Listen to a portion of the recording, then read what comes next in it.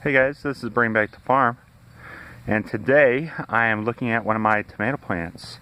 And this tomato plant is a yellow pear tomato plant that I took from the mother plant right there. It was I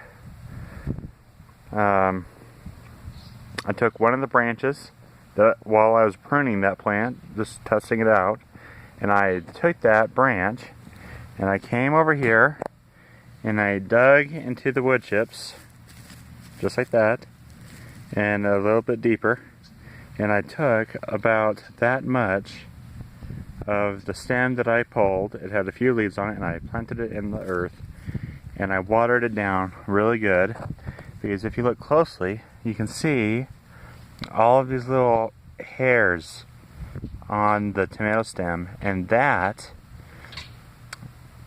are roots. Those are roots. And so if you plant it in the ground, it will produce roots and it will grow. You can see here they've been flowering and now they are producing fruit. So fruit is beginning to appear on this plant all over it. But this plant's not that big. It's a tiny little plant, and I am just thrilled that it has grown so nicely.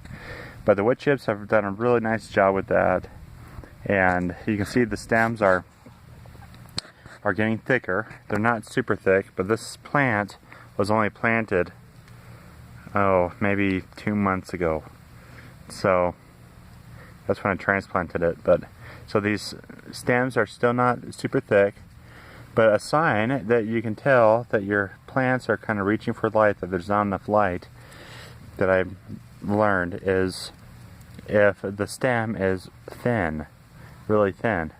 It's also a sign that there's probably a lack of nitrogen and phosphorus. And so if you have a deficiency, then you will also have stems that are skinny and narrow and kind of pathetic. But a good healthy plant will have nice thick central stems, and it won't have a need to reach for light. And this plant right here has good sunlight hitting it from all the angles, and the foliage isn't too terribly big. It is starting to curl, which is a sign of a deficiency, most likely water. And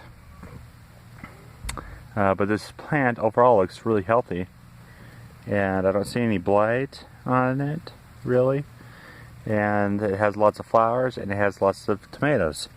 And so, but this plant I would say is healthy. Anyways, this is Bring Back the Farm, and I wanted to share this tomato plant story with you, and hopefully you guys can transplant your own tomatoes. Thanks for watching.